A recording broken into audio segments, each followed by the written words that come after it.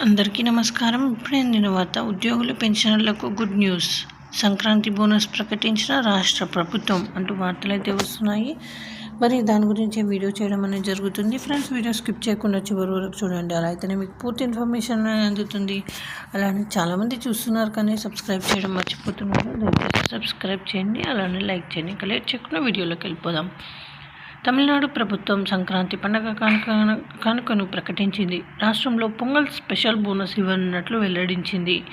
ఈ క్రమంలోనే సంక్రాంతి పండుగ కానుకగా 2023-24 ఆర్థిక సంవత్సరానికి గాను తమిళనాడు ముఖ్యమంత్రి ఎంకే స్టాలిన్ 163.81 కోట్ల రూపాయలు కేటాయించినట్లు సర్కార్ ప్రెస్ నోట్ వెల్లడించింది.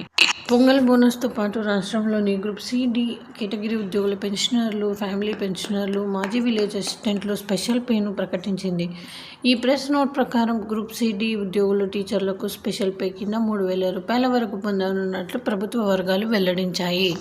రోజువారీ ఉద్యోగులు, ఇతర సిబ్బందికి 23-24 ఆర్థిక సంవత్సరంలో కనీసం 240 రోజులు సర్వీసు ఉంటేనే కన్సాలిడేటివ్ వేతనం స్పెషల్ టైం స్కేల్ పే పొందడానికి అర్హులు అవుతారని ప్రభుత్వం వెల్లడించింది. అలాంటి వారికి స్పెషల్ బోనస్ కింద 1,000 రూపాయలు అందించనున్నట్లు తెలిపింది. ఇది పార్ట్ టైం, ఫుల్ టైం పనిచేసే ఉద్యోగులకు వర్తిస్తుందని స్పష్టం చేసింది.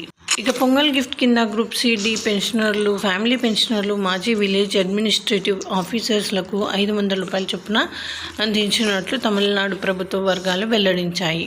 Group C category, D category చెందిన రెగ్యులర్, తాత్కాలిక ప్రభుత్వ ఉద్యోగులు, స్థానిక సంస్థలు, ఎయిడెడ్ విద్యాసంస్థలు ఉద్యోగులందరికీ గరిష్టంగా 3,000 వరకు బోనస్ మంజూరు చేయాలని తమిళనాడు ప్రభుత్వం నిర్ణయించింది. రెగ్యులర్ టైం స్కేల్ వేతనాలపై పార్ట్ టైం, ఫుల్ టైం ఉద్యోగులకు 1,000 రూపాయల ప్రత్యేక అడ్హాక్ బోనస్ చెల్లించినట్లు తెలిపింది.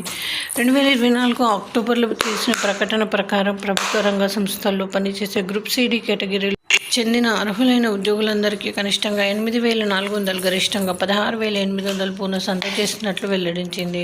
ఇది 8.33% చెప్పింది. అదేవిధంగా కేరళ ప్రభుత్వం కూడా గత సంవత్సరం 24 ఓనం పండుగ సందర్భంగా రాష్ట్ర ప్రభుత్వ ఉద్యోగుల, ఉపాధ్యాయులకు 4,000 బోనస్ను ప్రకటించింది. బోనస్కు అర్హత లేని ఉద్యోగులకు పండగ భత్యం కింద 2,750 రూపాయలు అందించారు. సో ఇది ఫ్రెండ్స్, థాంక్స్ ఫర్ వాచింగ్.